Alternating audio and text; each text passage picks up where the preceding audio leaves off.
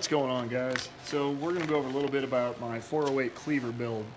For those of you who aren't familiar with what a cleaver is, I've got another video that kind of goes over what a cleaver is, but in jest, it's Cleveland heads on a Windsor block. So this is my 86 Mustang, and it started life as a V6 auto car, and then went to 351 Windsor with a supercharger. It was actually this supercharger, but before I rebuilt it and upgraded it. Ended up pretty much destroying the motor, bearings were shot, needed a rebuild, so I decided to basically freshen up the top end, but crank was bent, and then a buddy of mine gave me these Cleveland heads, so I got the wild idea of a cleaver. So the factory 351 Windsor block from the 93 Lightning, and I've got a Eagle crank and rods forged, obviously, and then I've got a specific forged trick flow cleaver swap piston, a 408 stroker kit, and the cam that I went with was an Anderson, I think it was a 241, B241 if I remember right, or yeah, that sounds right. But it's an Anderson cam, and it's for I think 2,500 to 6,900 RPM range, which is the intake is. I think the range is very similar. All the parts are made to go from like 2,000 to 7,000 RPM in their power range. But I think the weak link that I will find is going to be the block.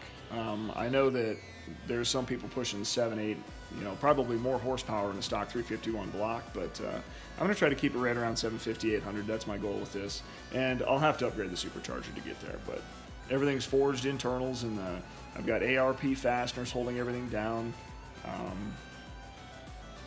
It was built to handle some boost. The compression ratio is right around, what was it, 9.5 or 10 is what we ended up at. And with some boost and some tuning, we'll be able to get where we want to. I toyed with the idea of maybe doing a turbo, but I really like I've got a front mount intercooler. It's, you can see we go out here with the supercharger out this way and then in this way. But I really like the setup, and I might just try to upgrade the supercharger. We'll kind of see which route I go. That all depends on how much money and time I feel like spending on this. The heads are from a 69 Mustang. They're the 4V quench heads, and they've had a lot of work done, a lot of port work on them, and then also new valves, valve guides. I mean, the only thing that's stock is the actual casting. The other thing that I had to do is get a new intake. I decided to go fuel injected on this rather than carbureted. So this uses a Mustang wiring harness and then an aftermarket ECU from Stinger.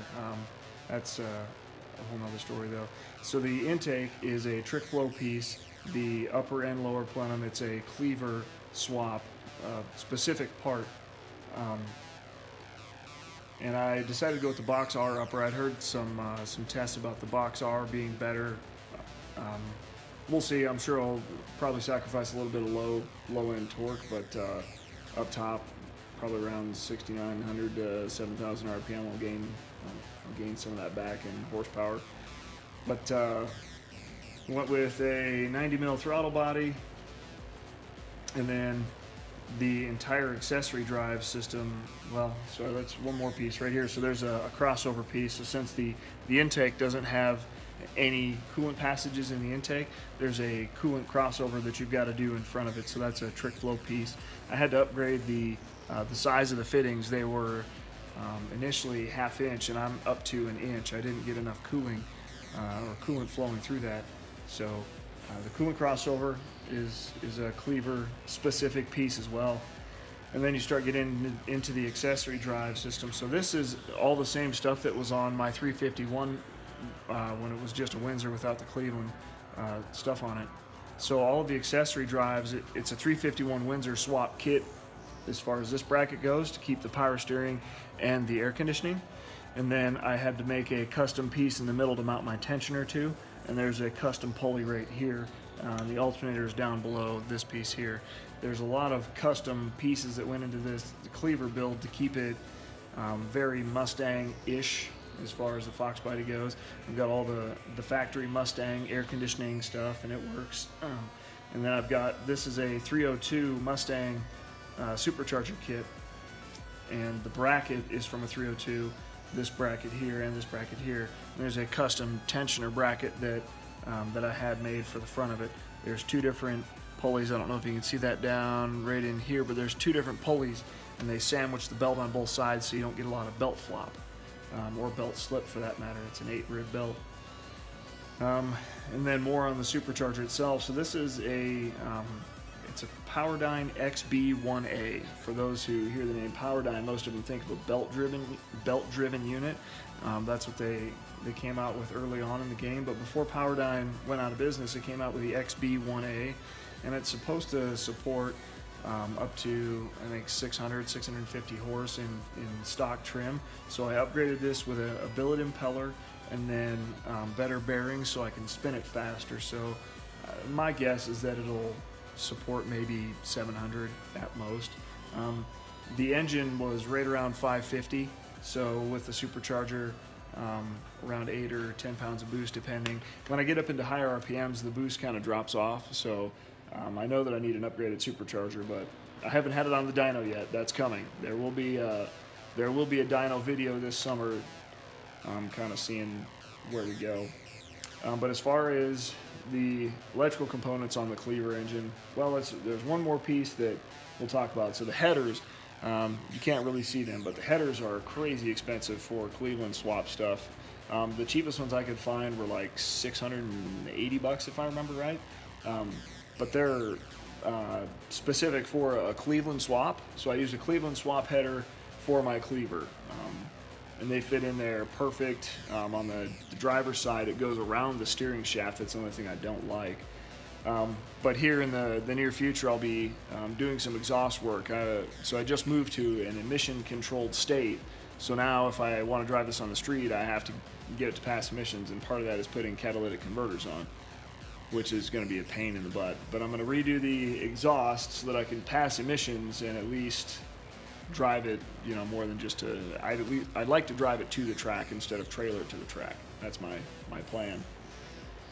But the rest of the exhaust, after the headers, is a custom X pipe and then into a Foxbody, just a cat back. And I stayed with 2.5 inch all the way back just because I knew that I was going to be doing some exhaust work here, probably this summer. So the supercharger will be upgraded here soon. I'd like to take this whole kit and put it on another Foxbody and then get another kit for this one, but we'll see. I might just get another supercharger that bolts in place here. I really like the way that this one works. Just the upgraded impeller is really nice because you get a lot more low-end airflow. So down low when you're first starting off, you get a lot more boost than you normally would. The other thing with the Cleaver is that the fuel rail is a little bit different. So you can't just get like a trick flow billet fuel rail. It's not flat on the bottom. It has to have an angle. So where the fuel injectors go into the manifold, they're tilted back at an angle. So you have to get a specific fuel rail just for this style of intake manifold, which is, it's like $20 more than a normal one, but it's just one of those other things that you gotta do. I'm using a 351 Windsor Distributor, and then, like I said, all the electrical components, all my sensors are what would normally be on like a 302 Mustang, because the ECU that I have was made for a 302, but it's completely tunable. It's a Stinger ECU. It's the first gen. It was a PIMP, so I bought it probably 6 years ago, and I tune it myself, and it's really nice. I don't have to take it into the shop. I'm going to take it to a dyno this summer just to get some numbers and adjust it on the dyno so I know which way I'm going and if it's helping or not. The other thing that I did with the Cleaver, and it's in one of my other videos, is that the Cleavers, it sits up so high, I'm barely clearing the K-member, but I had to put this fill point in here just so that I could get all the air out of it so that this is higher than the radiator. So I did that, and then I got a Griffin 3-core aluminum radiator. That really helped, and I've got the Contour electric fans, and there's I don't know if you can see it right over there on the firewall right there. I've got a electronically controlled fan controller. And then I've got a power distribution box, that big box of stuff right there. I added that just so that I had more fuses and places underneath the hood to hook in whatever I wanted, basically. And then I completely redid the fuel system with my Clever swap too. So I've got stainless steel swedge lock, basically. So it's stainless steel fuel lines all the way from front to back. And I can't remember, I think it's 1/2-inch line that I went with from front to back. I've got a dual fuel pump set up. One comes on under boost, the other one runs normally all the time. So most all the sensors, I shouldn't say most, but all of the sensors on here, like this, the IAC, all that stuff is all factory Foxbody parts, and I need to clean it up some more. I haven't had a chance to clean it. So right now I'm working on a custom cowl hood setup. I didn't want to spend a lot of money on it, so this is probably $50 worth of metal at this point in some of my time. The engine sits up like 6.5 inches. You can see right here where I've got the hump going across. That is the high point right there, and most of the cowl hoods are like 6 inches back in here, and then they taper down. So I needed something that was higher, a little farther up. So, it's not the greatest, but it'll get the job done until I can figure out what I really want to do with it. I didn't like the hole in the hood. It was just everything. It's always getting dirty, dust, rain, all kinds of stuff getting down into the engine. But the rest of the car, see right here, I've got a lot of stuff going on with it, but I did a full 5-lug swap on the car. It's a T-top car, and I'm doing some interior bits right now. I've got some S197 seats that I've got to finish up the install on. The back seat is kind of, I don't know if you can see that much, but it's kind of getting there. I got to do a little bit more work on it. Got a custom dash set up that I made a little plaque or a bezel, whatever you want to call it, to mount all my gauges in. Still get the vents and everything like that. It is a 5-speed car. It's got a TKO 500 in it. I'm going to get some work done on it this summer, more than likely.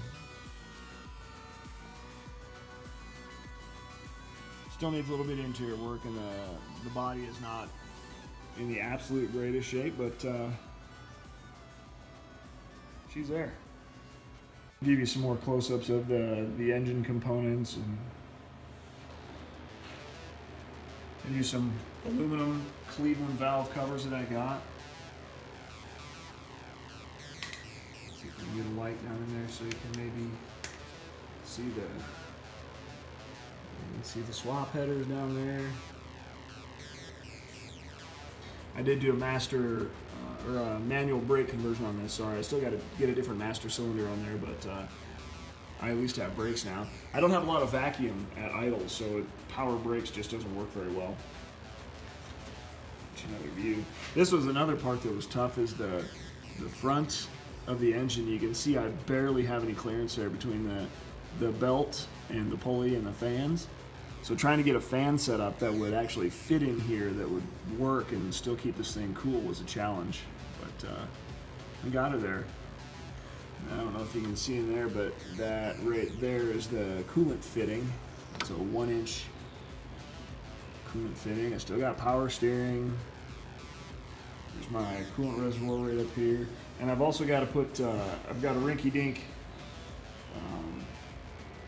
Pcv system on it right now. You can see there, that's what I'm using, but it's a really tiny line. And I still get a little bit of, blow by, but I will be, I actually got, where's that catch can I got? For Christmas, I got a nice piece that'll be going on there. This guy right here. I'll get it out of the box for you.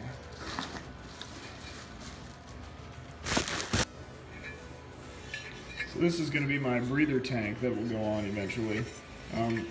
I've got to have this on before I go past emissions. Right now, this right here is my breather setup. So it's a Pcv valve, but it vents to atmosphere through that rinky-dink little guy right there. So that's going to get replaced by this. So this tank, I'll probably mount right down in here somewhere. I'd like to get it like this, ideally, but that top port that you're looking at right there, so that one for emissions, I'll have to plumb that back into the intake temporarily, to pass emissions, you can't vent that to atmosphere. So this is internally baffled, this tank is, so I don't have any risk of getting any sort of oil coming back out of it. Not sure if you guys can see that or not. See if I can get some light in there so you can see the, there you go. You can see the baffles in there.